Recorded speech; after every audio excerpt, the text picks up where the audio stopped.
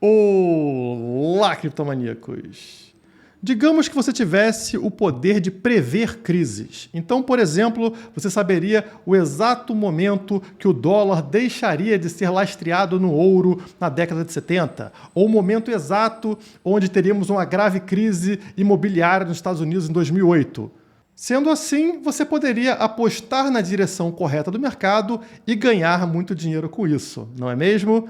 Acontece que a gente consegue prever crises porque existem ciclos de longa e de curta duração muito bem mapeados no mercado. E nesse momento que a gente está passando agora, 3 desses ciclos estão acabando no mesmo momento. Até onde eu sei, isso é inédito. E em posse dessa informação que eu vou passar nesse vídeo, você poderia pensar em se alavancar na direção correta do mercado e ficar muito rico, não é mesmo?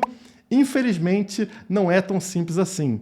Tudo tem um limite. Você deve se posicionar na direção correta, mas sem exagerar, senão você quebra. E eu vou te provar isso logo após a vinheta.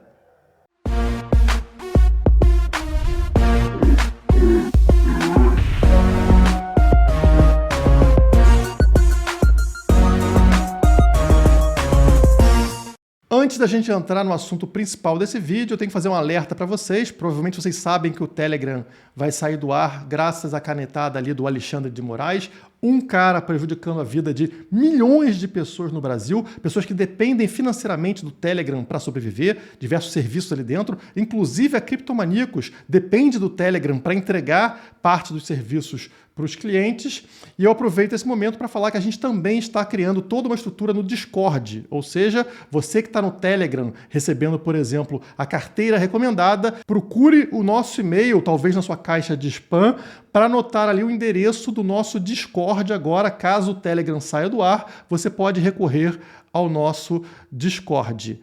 E para você que não é cliente, mas quer usar um aplicativo totalmente descentralizado, código aberto, sem nenhum risco de sair do ar, utilize a Status, que é patrocinadora do canal Criptomaníacos, um projeto 100% descentralizado, onde não existe risco de um parasita destruir a comunicação. Além de mensageiro, você também vai ter uma carteira de criptomoedas, todas aquelas que foram criadas na blockchain da Ethereum, e também um navegador privado para que nenhum parasita saiba o que você está vendo na internet. A status você encontra aqui embaixo na descrição desse vídeo. Clica e baixa. O vídeo de hoje é sobre ciclos, ou seja, acontecimentos que se repetem de tantos em tantos anos. Alguns desses ciclos são de longa duração, 250 em 250 anos, e dentro desses ciclos de longa duração existem ciclos de duração menor, digamos 84 em 84 anos, 28 em 28 anos, e nesse momento agora, vários desses ciclos estão acabando exatamente no mesmo ponto.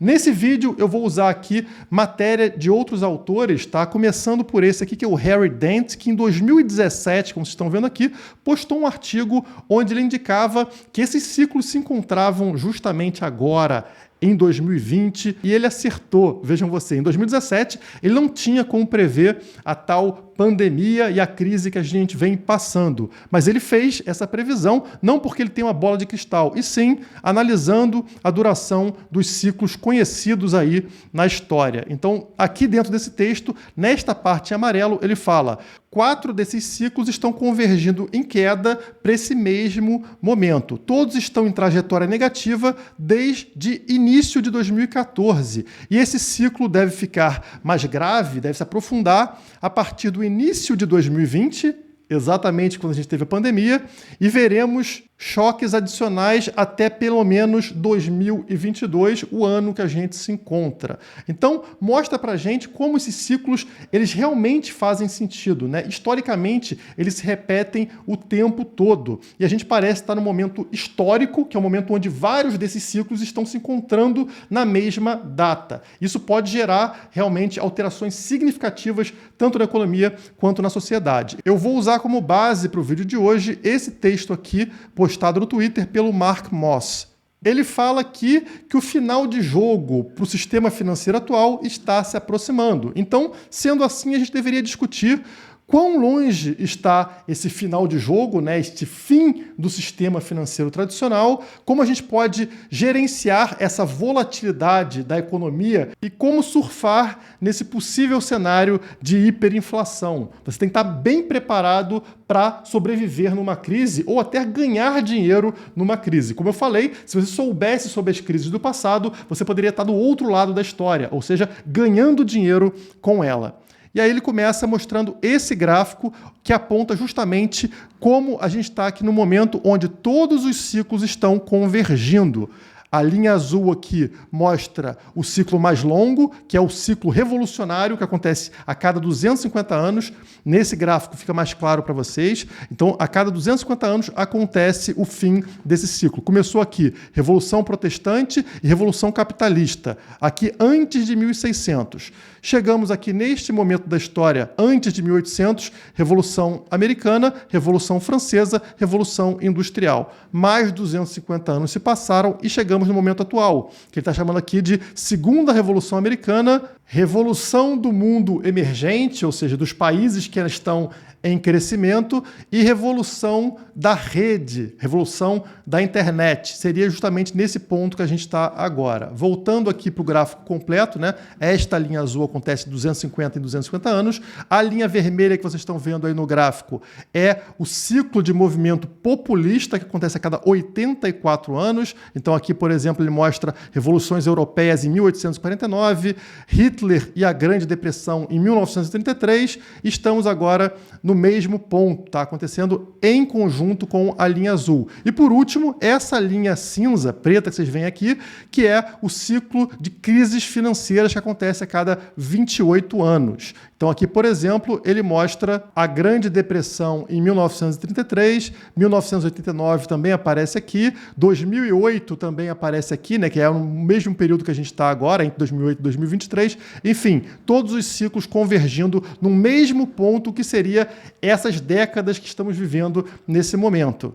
Segundo ele, todos nós sabemos que o sistema monetário atual é insustentável. A gente continua vendo a dívida global crescendo a cada nova bolha econômica. Ele apresenta esse gráfico aqui para a gente. A linha azul apresenta justamente o endividamento com relação ao PIB. O PIB é a linha amarela, ou seja, é aquilo que os países estão produzindo. E a linha azul, a quantidade de dinheiro na mão das pessoas. E vocês notam que essa quantidade de dinheiro não vem por aumento da produção. Ela sobe muito mais forte do que a produção porque ela é gerada por meio de dívida. Países imprimindo moeda, baixando taxa de juros, artificialmente as pessoas ganham dinheiro, injetam esse dinheiro na economia, só que essa dívida ela não é sustentável. Em algum momento o sistema precisa limpar essa dívida. A tendência seria, portanto, que a linha azul caísse, né? Essa bolha vai ser estourada, a linha cai e deveria cair para baixo, né? Em direção aqui, essa linha amarela.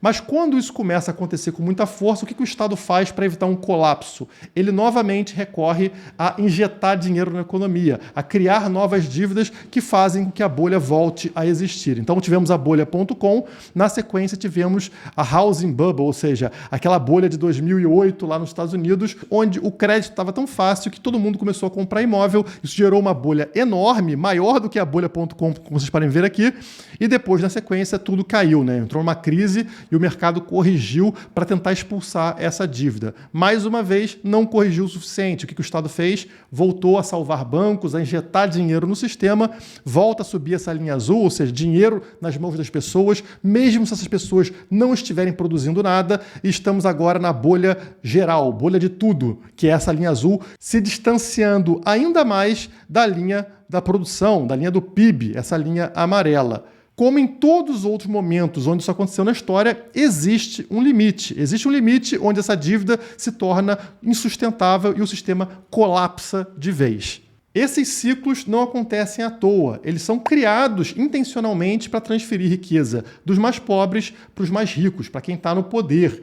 E Lenin, o pai do comunismo, falou sobre isso lá atrás, lá no passado, e ele foi citado por Keynes, um economista famoso aí, que obviamente eu não gosto, né, que é um cara contrário à minha visão econômica, mas que ele falou com precisão sobre essa visão de Lenin e por que ela funciona. Então vou citar aqui o texto dele. Ele diz o seguinte: atribuiu-se a Lenin a declaração de que a melhor maneira de destruir o sistema capitalista é destruindo a moeda. Olha que frase impactante, né? Essa inflação que a gente vê, a destruição do valor da moeda, está ligada à destruição do próprio sistema capitalista. Com um processo contínuo de inflação, os governos podem confiscar uma parte importante da riqueza dos seus cidadãos, secreta e furtivamente. Com esse método, eles não só confiscam, mas o fazem arbitrariamente. É um processo que empobrece a muitos, mas enriquece uns poucos. Esse deslocamento arbitrário da riqueza fere não só a segurança, mas a confiança na equidade da distribuição de renda. À medida que a inflação se desenvolve e o valor da moeda flutua de mês a mês, as relações permanentes entre credores e devedores, fundamento do capitalismo, se desorganizam até quase perderem o sentido. E o processo de aquisição de valor degenera em uma loteria de azar. Não há meio mais seguro e mais sutil de subverter a base da sociedade do que corromper a sua moeda. Eu destaquei aqui loteria de azar. As pessoas param de se preocupar com produtividade e começam a apostar no mercado. Também conhecido como especular, especulação. Começa a ter muito mais especulação do que produção. Pessoas começam a largar seus empregos produtivos e começar a virar, por exemplo, day trader ou comprar JPEG, aí, imagens na internet, como a gente vê aqui no nosso mercado com NFTs. Esse texto de Keynes foi em 1922 e já em 1936 ele escreveu sobre grandes mudanças sociais e a queda progressiva da taxa de retorno sobre a riqueza acumulada. Ele estava falando aqui sobre queda da taxa de juros, levar a taxa de juros a zero, exatamente o que a gente está vendo hoje ao redor do mundo. Os Estados Unidos estavam com taxa zero, inclusive, né? Keynes sabia que o preço dos ativos é o inverso da taxa de retorno. Ele entendia que se a taxa de juros fosse zero, os preços dos ativos decolariam. Ou seja, se o dinheiro é de graça, se é de graça para você pegar dinheiro emprestado, o que acontece com o preço de todos os ativos do mercado? Decolam. Claro, é de graça. Então você pega dinheiro, injeta no mercado, compra ação, compra Bitcoin, compra ouro e tudo tende a subir. O resultado disso, portanto, é uma loteria de azar. Vamos especular em ações, em ICOs, como a gente viu acontecendo em 2017, 2018, metais preciosos, mercado imobiliário, e isso que gera as bolhas financeiras, como a gente viu no passado. A bolha.com, onde todo mundo investia em qualquer empresa de internet, a bolha imobiliária nos Estados Unidos em 2008, a bolha de ICOs em 2017 e assim por diante. É o endividamento gerando dinheiro infinito no mercado, só que isso tem consequências mais à frente. Assim como Lenin previu lá atrás, o capitalismo vem sendo destruído pelo abandono do padrão ouro. É exatamente o padrão ouro que mantinha a ligação na escassez, evitando essa febre, essa festa de endividamento. Na hora que o padrão ouro caiu, na década de 70, a gente está vendo a destruição do capitalismo pouco a pouco. Quanto mais a gente destrói a nossa moeda, menos produtiva se torna a nossa sociedade, porque ninguém quer trabalhar duro em troca de uma moeda que é mole, uma moeda que se desvaloriza. Nesse cenário, é melhor especular. Isso não é uma opinião, isso é uma constatação. Nesse gráfico aqui, vocês conseguem notar a produção industrial, essa linha aqui, contra a especulação, essa linha pontilhada aqui embaixo, baseada em trading de futuros. Então vocês notem que até onde a moeda era lastreada no ouro, que foi a década de 70, as duas linhas andavam em paralelo. Então a produtividade crescia, a produção industrial crescia, e aqui também a especulação andava de forma junta. Exatamente na hora que os Estados Unidos remove o padrão ouro, remove o lastro no ouro, o que acontece? A produtividade continua andando na mesma direção, mas a especulação vai para a lua. Porque as pessoas se dão conta agora de que uma empresa não precisa ser produtiva, um ativo não precisa ser produtivo para que você ganhe dinheiro com ele. Simplesmente tudo tende a subir. Mesmo uma empresa que não faz sentido, ou um ICO, ou uma criptomoeda qualquer que não tem valor, ela tende a subir na hora que o governo imprime moeda, gera inflação, baixa a taxa de juros. E é mais fácil você ganhar dinheiro com isso, especulando na subida de preço desses ativos, do que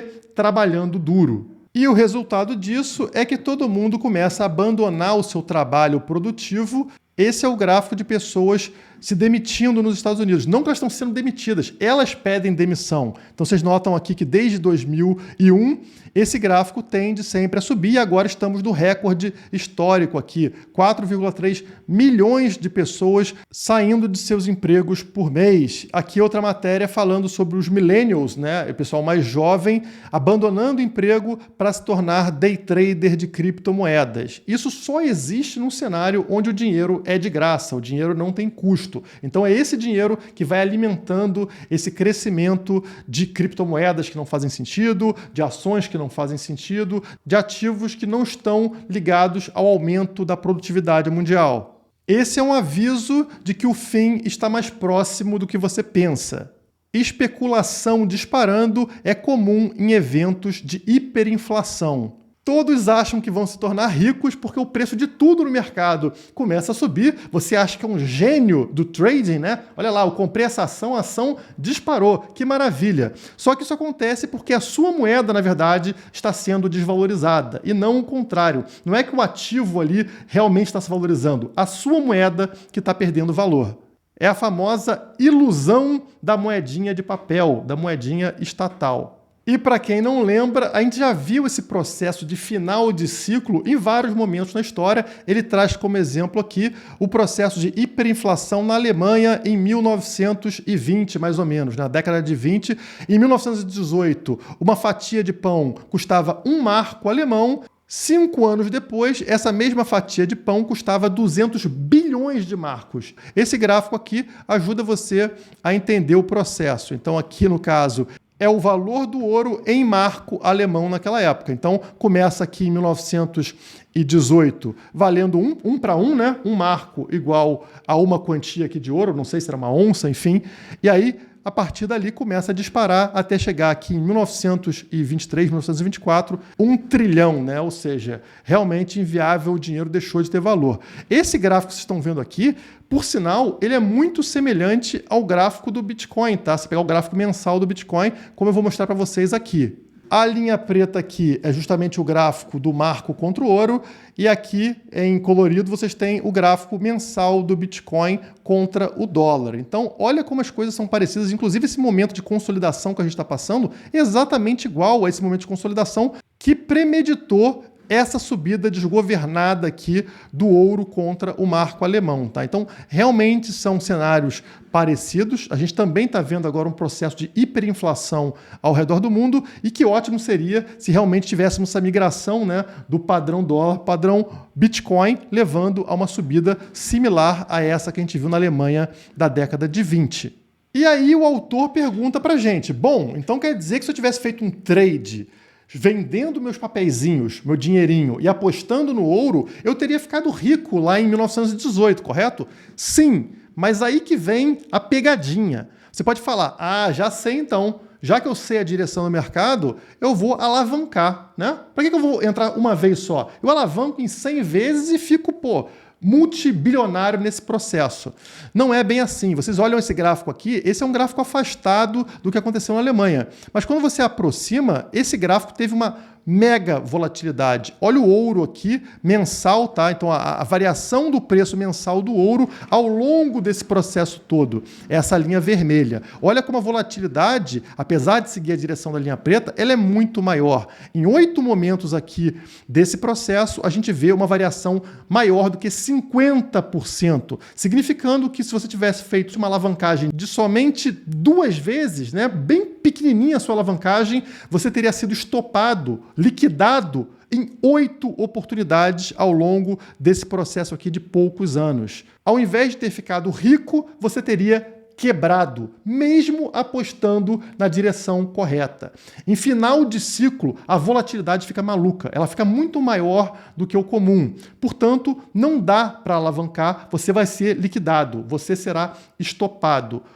Ele até fala que seria incrivelmente difícil para alguém fazer hold de ouro, ou seja, segurar ouro ao longo desses anos. Você está apostando na direção correta, mas de um dia para o outro cai 50% o mercado. O que você vai falar? Putz, que porcaria comprar ouro, né? Melhor sair desse mercado, muito risco. Não, você está na direção correta, você entendeu a economia, só que a volatilidade vai ser surreal, ela vai ser alta. Não se alavanque, segure firme na direção do que você entendeu, que você vai ser recompensado anos à frente.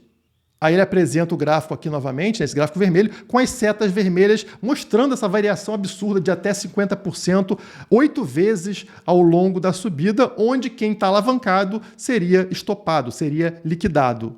Agora, não perca o foco nesse processo de destruição da moeda e do sistema financeiro atual. Por diversos momentos, você pode ser enganado no que ele chama aqui de momentos de esperança. Então aqui, por exemplo, ao longo desse processo de destruição do marco alemão, olha quantos momentos de esperança, quando o marco alemão volta a valer mais, né? Tem essa queda no gráfico aqui. Então você poderia falar, não tem essa de ouro, não. O marco alemão realmente é uma moeda confiável. Os governos, eles manipulam a economia em diversos momentos para te convencer de que não, está tudo sob controle. Como eu falei, bota a taxa de juros lá embaixo, começa a inflacionar a moeda, imprimir moeda para te dar dinheiro e falar que não, dinheiro serve sim, olha aqui, ó, pronto, resolvi tua vida. Só que esse é um processo de destruição que eventualmente vai levar a esse colapso que a gente viu aqui. Então, não se deixe enganar por inflação é transitória, como os governos estão falando. Nós vamos subir a taxa de juros, como, por exemplo, os Estados Unidos está fazendo agora, subindo 0,25, né, para falar para o mercado que não, taxa de juros zero é uma coisa passageira. Não se deixe enganar. Portanto, nesse vídeo, a gente aprendeu que é importantíssimo você entender sobre economia para se posicionar na direção correta, mas sem exagero. Mesmo a menor alavancagem possível vai fazer você quebrar num cenário de extrema volatilidade. Abandone a alavancagem, foque somente em se direcionar na posição correta do mercado, como várias pessoas estão fazendo e várias matérias estão mostrando que a gente está na posição, na direção correta de mercado.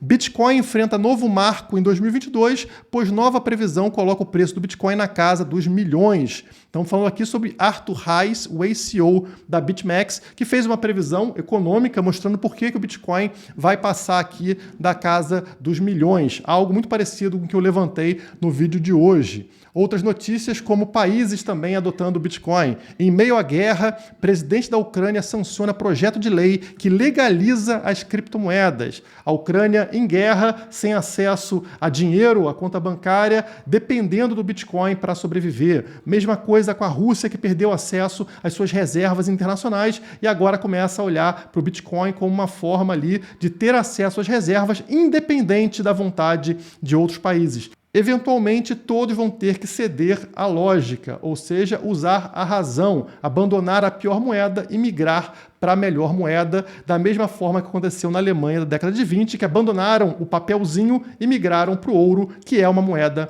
mais forte. Isso agora vai acontecer, mas com o Bitcoin. Só não se alavanque, porque veremos quedas fortes de 10, 20, 30, 40, talvez 50% ao longo desse processo de migração do dólar para o Bitcoin, de um sistema financeiro falido baseado em endividamento contínuo para um sistema financeiro saudável, baseado na escassez, mais uma vez. Não mais a escassez do ouro, e sim a escassez matemática do Bitcoin. E se você não deu like nesse vídeo, eu vou atrás de você, hein? Agora que o Telegram está sendo monitorado, eu vou pedir ajuda aí para o Careca para encontrar o seu endereço, entrar no seu computador, dar like e se inscrever no canal. Não preciso, né? Faz aí por mim, por favor. Por hoje é só, muito obrigado e até a próxima. Você se importa com a sua privacidade? Use a Status, um aplicativo de troca de mensagens à prova de censura, descentralizado e 100% privado.